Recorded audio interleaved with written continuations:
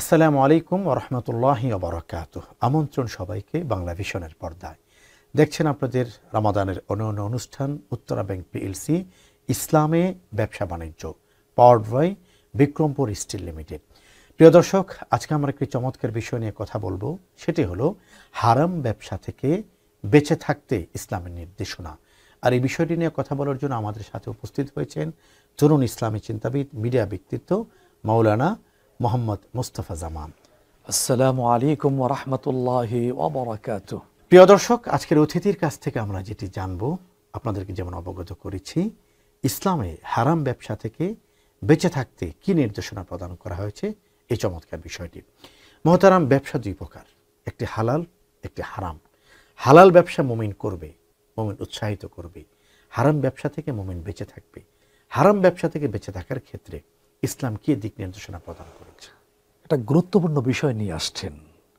এই বিষয়টা আমাদের প্রিয় জন্মভূমি লাল সবুজের পতাকার বাংলাদেশের জন্য খুবই জরুরি। কারণ এখানকার অধিকাংশ বসবাসকারী হচ্ছে ইসলামের অনুসারী।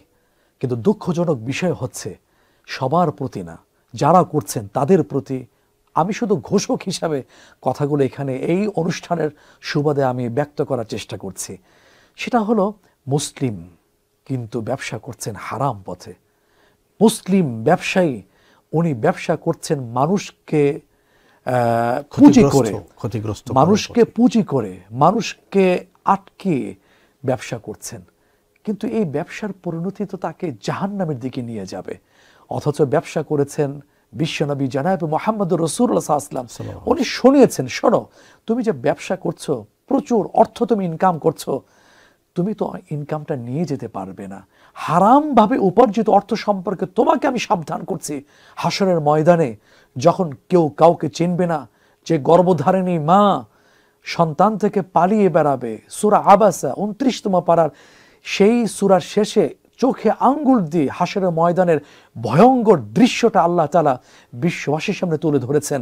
কোরআনে এইভাবে আসছে, ইয়াওমা ইয়াফিরুল মারউ মিন আখিহি ওয়া উম্মিহি ওয়া আবিহি ওয়া সাহিবাতিহি ওয়া বানিহি লিকুল্লি ইমরিইন মিনহুম ইয়াওমা ইযিন শা'নুন ইউগনি। আয়াতগুলোর সামারি হচ্ছে, যেদিন আপনজন থেকে দূরে সরে যাবে, তাহলে আমি কার জন্য হারাম উপায় অর্থ উপার্জন করব? কার জন্য আমি রেখে যাব? আমার শাস্তি বৃদ্ধি করার জন্যে? কোরআন শরীফে তো আসছি, হাদিসেও তো এই কথাগুলো ভালোভাবে গুরুত্ব সহকারে বলে দেওয়া আছে। এখন এই হারাম ব্যবসা আমি করে নিজের শাস্তি আমি কেন বাড়াবো? কোরআন ইসলাম যেটা বলছে সেটা হলো, আমি যদি হারাম পথে উপার্জন করি সেটা তো হারাম হবে, সেটার মধ্যে তো বরকত নাই। আখেরাতের জবাবদিহিতা সম্পর্কে আল্লাহর রাসূল সাল্লাল্লাহু আলাইহি ওয়াসাল্লাম বলেছেন, শোনো, হাসরের ময়দানে সব আমল সম্পর্কে একটি একটি করে প্রশ্ন করা হবে, কিন্তু এই টাকা পয়সা অর্থনীতি সম্পর্কে দুটো প্রশ্ন করা হবে। মিন আইনা ইকতাসাবাহু ওয়া ফীমা আনফাকাহু।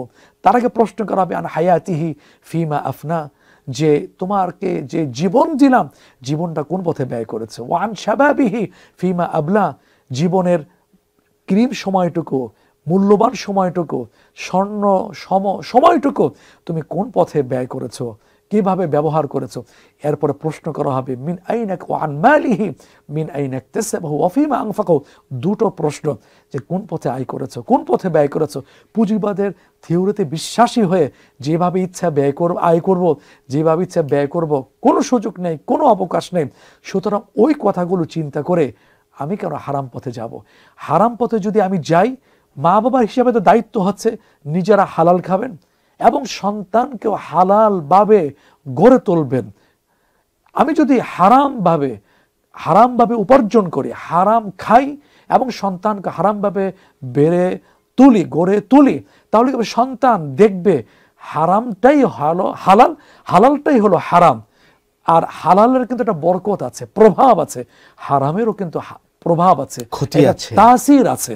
সেই সন্তানের কুফলটাও মা বাবাকে ভোগ করা। আল্লাহ তাআলা আমাদেরকে হারাম থেকে সর্বাবস্থায় বেঁচে থাকার তৌফিক দান করেন। বিস্তারিত আলোচনা শুনবো আপনার কাছ থেকে ছোট্ট একটি বিরতি পেরিয়ে ইনশাআল্লাহ।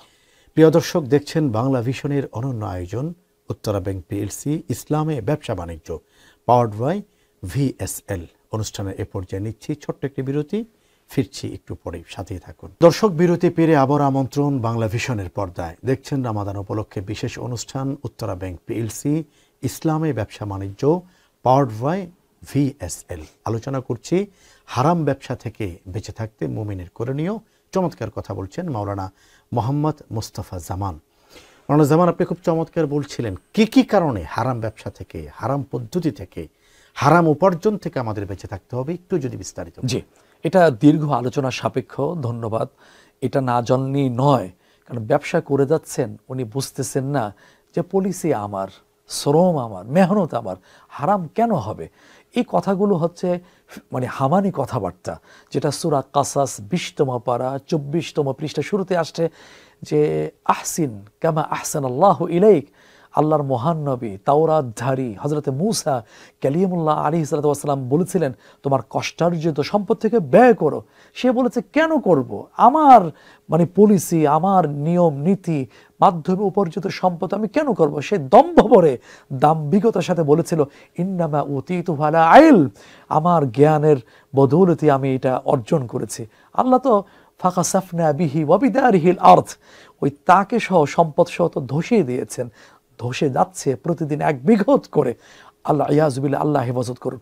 কিছু কিছু বিষয়ের মাধ্যমে এটা হারাম হয়ে যায়, যেমন এর মধ্যে মিথ্যা বলা যাবে না। আজকের মিথ্যার ছড়াছড়ি, মিথ্যা বলতে গিয়ে ব্যবসায়ীর ঠোঁট কাঁপছে না, বুক কাঁপছে না।